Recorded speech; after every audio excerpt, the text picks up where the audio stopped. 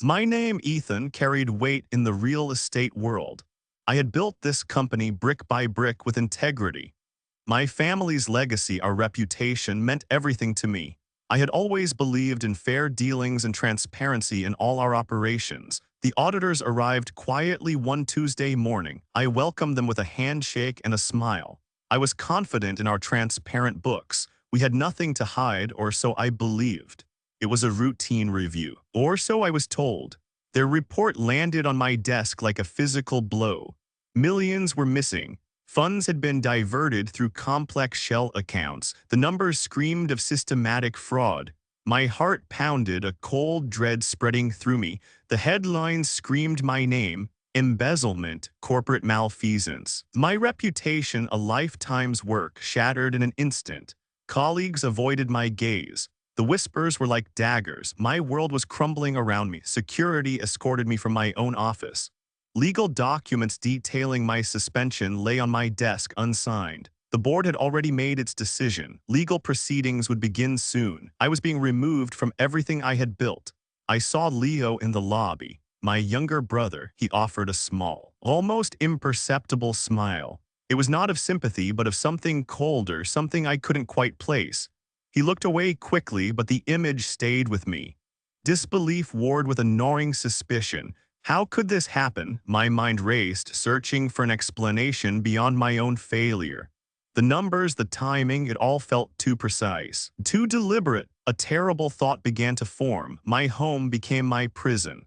I was placed under house arrest, isolated from my company, from my team. The world I knew, the one I had protected, was now a distant, unreachable entity. I felt utterly alone, yet strangely alert. I reviewed the few documents my lawyer provided. The evidence against me was too perfect, too precise. Every forged signature, every fabricated email seemed meticulously crafted. This was not an accident. It had been engineered with cruel intent. A cold resolve settled over me. This was not just about clearing my name anymore. I would uncover the architect of this downfall. Justice would be served and accountability would be absolute. I would reclaim everything that was taken from me. The documents lay before me again. Each accusation was a carefully placed stone in a wall built to imprison me. The precision was chilling, too perfect to be random. This was not chaos, it was calculated demolition. I thought of Leo, my younger brother. He always had a keen mind for strategy, a drive I once admired.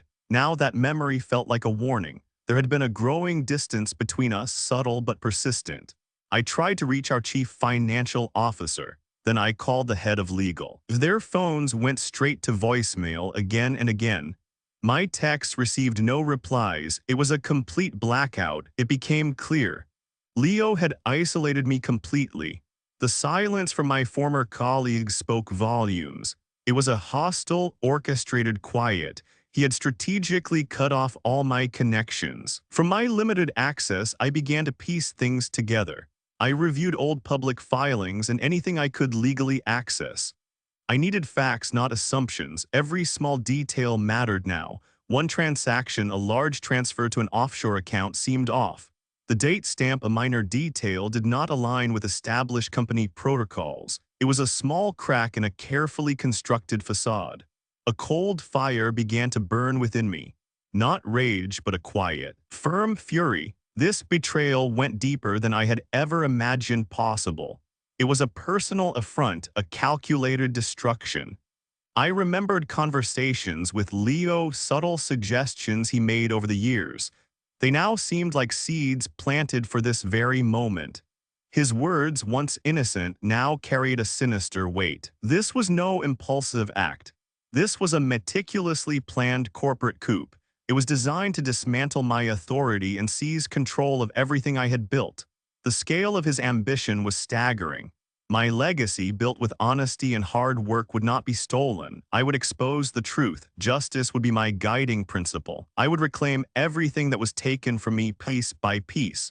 I found a way to access some old company records. It was limited, but enough to start. I worked late into the nights, hidden from prying eyes. Every document felt like a piece of a larger puzzle. Then I saw it. A signature subtly off, then another. Digital logs showed entries made after hours from an unfamiliar IP address. These were not mistakes, they were carefully crafted forgeries. The fraud was not recent, it stretched back years hidden beneath my trust. Each manipulated record was a betrayal. I had built this company and he had systematically hollowed it out from within. Leo had diverted funds through a network of shell companies. They were intricate, almost invisible. He had created an empire of deceit using our family's name as a shield. The scale was shocking. I remembered small arguments, overlooked comments. His resentment had always been there simmering. I had dismissed it as sibling rivalry. Now it was clear. He had seen me as an obstacle, a deep sorrow settled over me. The brotherhood we once shared was gone. He had destroyed it piece by piece for ambition. The man I loved and mentored was now a stranger, a betrayer. I began to document everything. Every forged signature, every diverted fund, every shell company. It was a meticulous process. This evidence would be irrefutable, undeniable. Then came a message encrypted, a former loyal employee. He provided a crucial tip, a detail I had missed. It was a risk for him, but a lifeline for me. He believed in justice, too. Leo's ambition transcended all familial bonds. Our shared history, our parents' legacy, meant nothing to him. He wanted control, and he would stop at nothing to get it. This was a cold, calculated takeover. I started forming a preliminary strategy. Exposing the full scope of his deception would require careful planning. This was a legal proceeding, not a personal vendetta. Justice would be served methodically and completely. I made discreet contact with a forensic accounting firm. Their reputation for uncovering complex financial schemes was unmatched. I needed the best minds to untangle this web of deceit. My initial outreach was through a trusted indirect channel. Next, I engaged a specialized legal team. These were not generalists. They understood corporate fraud and complex litigation. Their expertise would be crucial in navigating the legal landscape. We met in a secure, nondescript office away from prying eyes. I laid out my suspicions to both teams. I presented the initial findings I had gathered. The forged signatures, the offshore transfers, the manipulated records. Their expressions confirmed the gravity of my claims. They listened intently to every word. The team quickly confirmed the complexity. This was no amateur operation. The fraud was sophisticated, meticulously planned over years. It involved multiple layers of deception. Their assessment validated my growing certainty about Leo's involvement. We began to develop a comprehensive plan. Our goal was to dismantle Leo's empire of lies piece by piece. This required a methodical approach, targeting every vulnerability. Each step was carefully considered and debated. I focused on identifying key vulnerabilities. My deep understanding of the company's structure became invaluable. I knew where the weaknesses lay, where Leo might have cut corners. This knowledge guided their investigation, saving precious time. My exterior remained stoic, unwavering, but my inner focus was absolute. I anticipated Leo's countermoves, his potential defenses. We planned to preempt them to stay several steps ahead. This was a chess match and I would not lose. The investigation began to uncover links to offshore accounts. These were carefully hidden, routed through various jurisdictions. Each discovery was a small victory, a confirmation of our path. The financial trail was long and winding. More evidence emerged, pointing to a network of shell corporations. They were designed to obscure ownership and divert funds. This intricate structure was a testament to Leo's meticulous planning. It was a sophisticated operation. A grim satisfaction settled over me, not joy but a sense of purpose. The precision of our strategic planning was paying off. We were building an irrefutable case. Justice was within reach, closer than ever before, and I would see it through. The forensic team worked with quiet efficiency.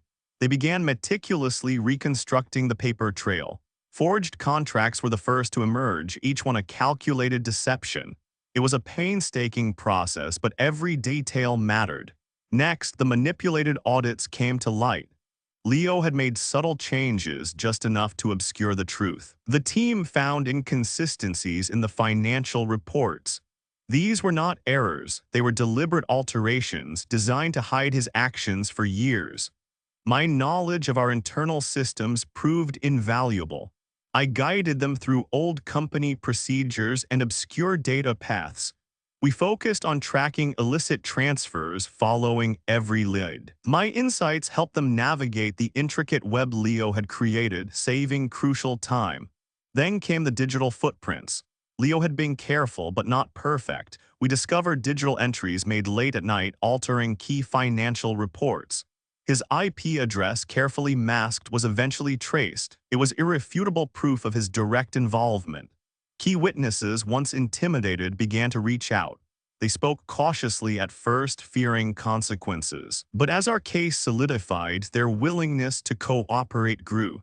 Their testimony added another layer of undeniable truth to our investigation. The reality of Leo's betrayal weighed heavily on me. I felt the sharp sting of it, even amidst my resolve. It was difficult to reconcile the brother I knew with the architect of this fraud. This was not just a legal battle, it was a deeply personal one. The team then uncovered how Leo had meticulously transferred assets. He moved them to new entities, seemingly legitimate but all under his control.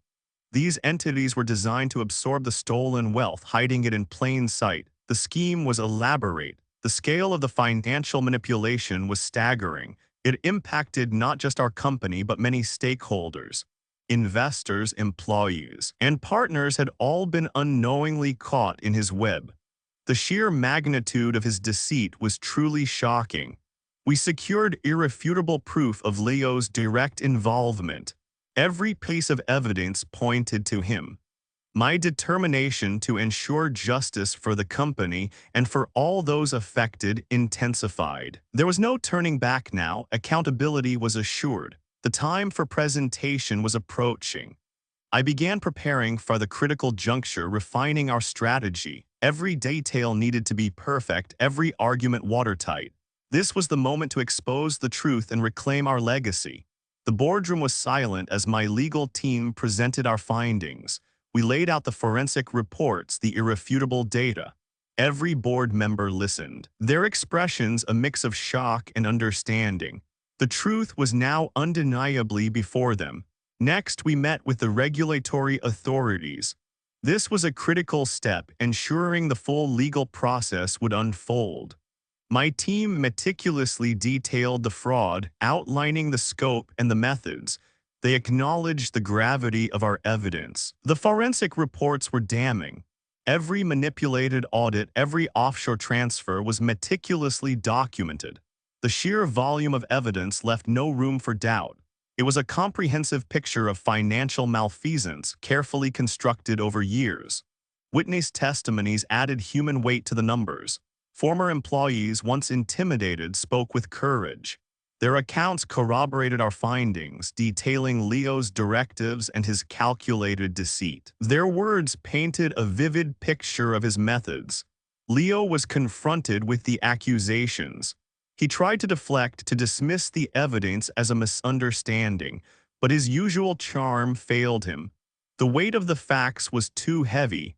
I watched him calm, allowing the truth to press down on him. The legal proceedings against Leo officially began. The initial filings were made, setting the stage for a formal investigation and prosecution. The tables had turned dramatically. The path to accountability was now clearly defined. I maintained my composure through every meeting. My role was to provide clarity, not emotion. The evidence spoke for itself, a testament to months of diligent work. My integrity, once questioned, was slowly being restored by the facts. Public opinion began to shift. News reports, initially focused on my alleged downfall, now detailed the unfolding fraud. The narrative was changing. People started to understand the true nature of what had occurred within our company. The company's stock took an immediate hit, a predictable consequence. However, long-term confidence in my leadership and the company's future began to grow. Investors saw the commitment to transparency and justice. We would rebuild stronger than before. I knew the public trial would be emotionally challenging. I reflected on Leo's tragic choices, the path he willingly chose. My actions were not about retribution, but about ensuring justice and restoring our family's legacy. This pursuit was paramount, no matter the personal cost. Leo's attempts to delay justice were futile. Each legal maneuver he tried only highlighted the undeniable truth. The weight of our evidence was too great, too meticulously gathered. He had no escape route left. The final verdict came swiftly. Leo was found fully responsible for the complex financial fraud. He was also responsible for the corporate malfeasance. The court's decision was clear and unambiguous. News outlets reported the outcome immediately. My name was publicly and unequivocally cleared of all charges. A wave of relief washed over me, a burden lifted after months of struggle. My integrity was restored. With the legal battle resolved, I returned to the company. The process of financial restructuring began at once. I guided the first steps, ensuring stability and a clear path forward. It was a monumental task. I worked tirelessly day and night to stabilize the business. Rebuilding stakeholder trust was paramount. Every decision was made with transparency and future growth in mind. We had to earn back confidence. I addressed the employees in a company-wide meeting. I spoke of our commitment to integrity and a renewed future. Their faces showed a mix of hope and apprehension. We would rebuild this together.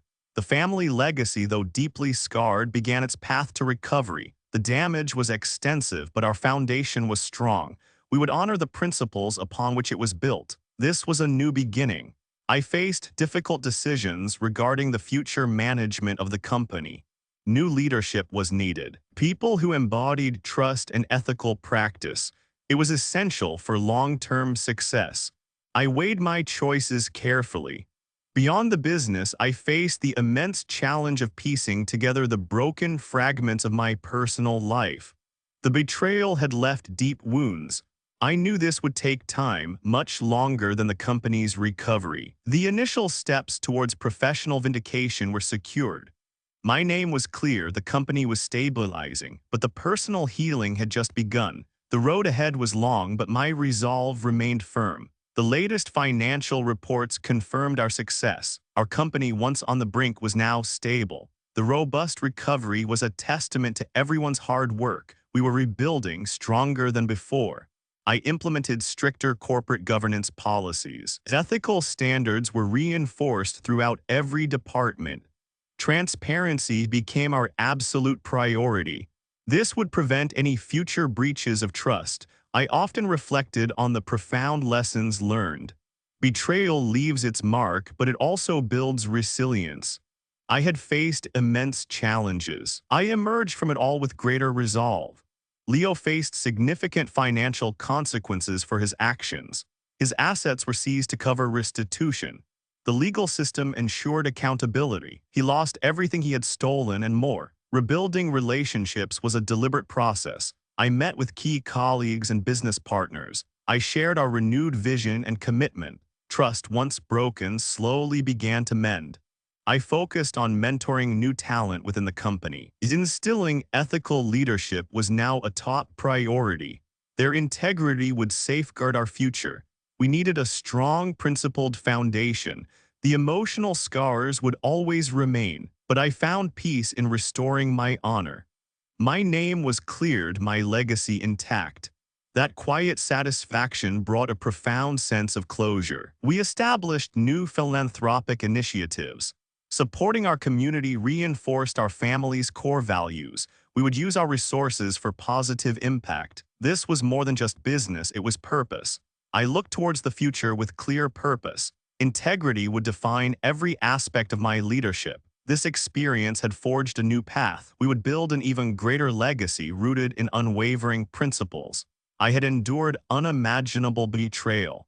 Yet, I stood firm, a testament to principled resilience. My commitment to justice never wavered.